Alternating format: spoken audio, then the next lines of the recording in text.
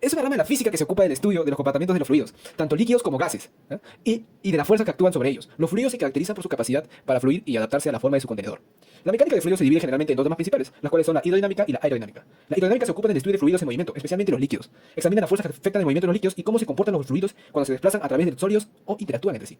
Mientras que la hidrodinámica se centra en el estudio de los gases, especialmente el aire, y su comportamiento en relación con los objetos en movimiento. La hidrodinámica es fundamental en el diseño de aeronaves y vehículos espaciales, así como en la comprensión de fenómenos atmosféricos. Bueno, siguiendo con el tema, ¿qué es un fluido? Bueno, un fluido se denomina aquella sustancia líquido o gas que se deforma de manera continua, cuando actúa sobre ella un esfuerzo constante de cualquier magnitud. Es decir, aquellas sustancias donde las fuerzas de cohesión intermolecular entre sus moléculas son muy débiles o no existen. El agua y el aceite y también el aire fluyen cuando sobre ellos actúa un esfuerzo cortante. Bueno, siguiendo con el tema, ¿cuáles son los efectos de la fuerza sobre los fluidos? Bueno, se denomina fluidos a los cuerpos que pueden fluir, carecen de forma y necesitan recipientes para contenerlos. Es por ello que se los cataloga a los líquidos y a los gases como fluidos, y no a los sólidos. Bueno, también cuando se aplica una fuerza sobre un fluido, este disminuye en volumen.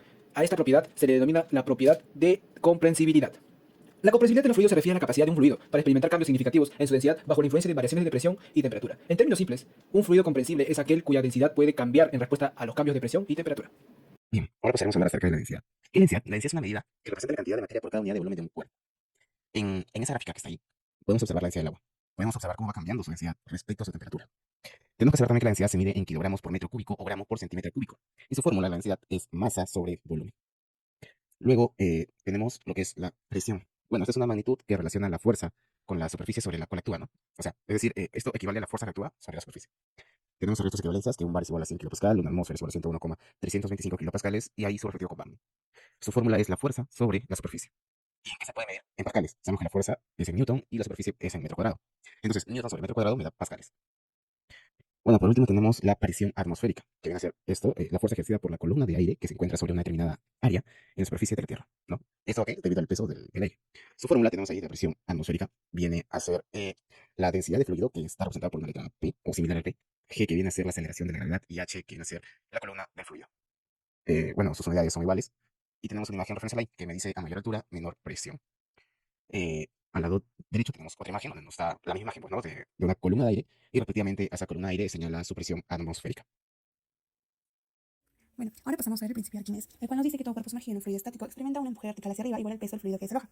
En sí, en un cuerpo totalmente sumergido en un líquido, todos los puntos de su superficie reciben una presión hidrostática, que es mayor conforme aumenta la profundidad de un punto. Las presiones ejercidas sobre las caras laterales opuestas del cuerpo se neutralizan mutuamente. Sin embargo, está sujeto a otras dos fuerzas. Estas son el peso que lo empuja hacia abajo y el empuje del líquido que lo lleva hacia arriba. De acuerdo con la magnitud de estas dos fuerzas, tendremos los siguientes casos. 1. Si el peso de un cuerpo es menor al empuje que recibe, este flota, porque desaloja menor cantidad de líquido que su volumen. Luego el caso 2, que nos dice que si el peso de un cuerpo es igual al empuje que recibe, permanecerá en equilibrio, es decir, sumergido dentro del líquido. Y por último, el caso 3, que nos dice que si el peso de un cuerpo es mayor al empuje que recibe, este se hunde. Pasamos a definir entonces qué es fuerza de empuje. El empuje es una fuerza neta vertical dirigida hacia arriba, que ejerce un fluido sobre un cuerpo parcial o totalmente sumergido. Este se puede calcular por la fórmula que se ve en la pantalla, en donde el E viene a ser representado por la magnitud de la fuerza en newton, el PE, que viene a ser el peso específico del líquido, y el volumen desalojado en metros cúbicos. Presión en un fluido en reposo. La presión en un fluido disminuye a medida que ascendemos dentro de él. Sin embargo, aumenta conforme nos profundizamos. Recordar que ello no depende de la forma, de la masa total o del área de la superficie líquida.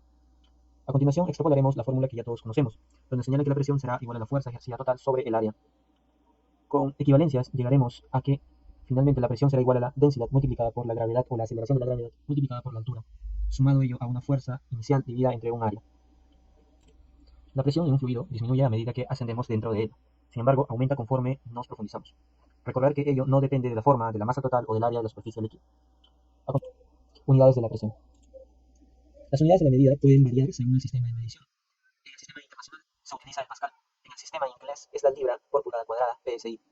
En la imagen posterior observamos algunas equivalencias en cuanto al sistema de medición.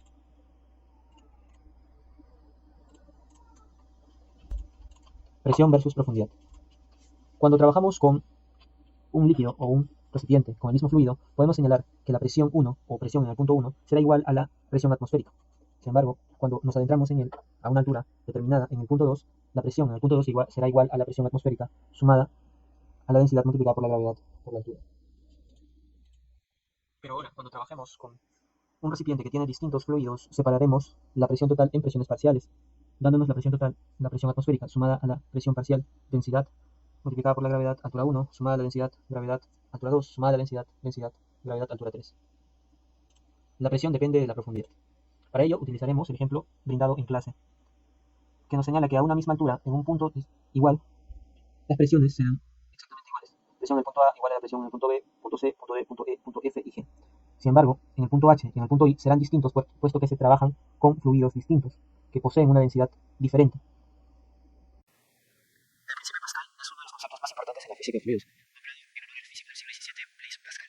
Este principio nos dice lo siguiente. Un cambio de presión en cualquier parte de un fluido confinado y en reposo se transmite íntegro a todos los puntos del fluido. Esto, en palabras más sencillas, nos dice que cuando se aplica presión a un punto en el fluido en un recipiente cerrado, esta presión se distribuye de manera uniforme e igual a todas las partes del fluido y a las paredes del contenedor. Como se puede ver en la imagen, la presión inicial en la tapa verde es igual a la presión final en todos los puntos de la botella. Este principio ha sido utilizado tanto en ingeniería como en uso doméstico. Por ejemplo, tenemos la prensa hidráulica, el sistema de frenos, las palas mecánicas, la gata hidráulica e incluso los ascensores. El manómetro es una herramienta utilizada para medir la presión relativa de un fluido respecto a la presión atmosférica o la presión absoluta de este fluido. Hay distintos tipos de manómetros y una de las más comunes y simples sería el manómetro en forma de U. Este es un tubo en forma de U que está sellado por un lado con un fluido con el que se quiere medir la presión y el otro tubo... Ay, Dios mío. No. El manómetro es una herramienta utilizada para medir la presión relativa de un fluido en comparación a la presión atmosférica. O también otra forma de decirlo es medir la presión absoluta de este fluido. Hay diversos manómetros, pero el más utilizado es el manómetro en forma de U. Este es un tubo en forma de U que está sellado por un extremo con el fluido con el que se va a medir la presión y el otro extremo está al aire libre que da a la presión atmosférica. Dentro de este tubo está lleno de un líquido como el agua o el mercurio en caso necesiten medir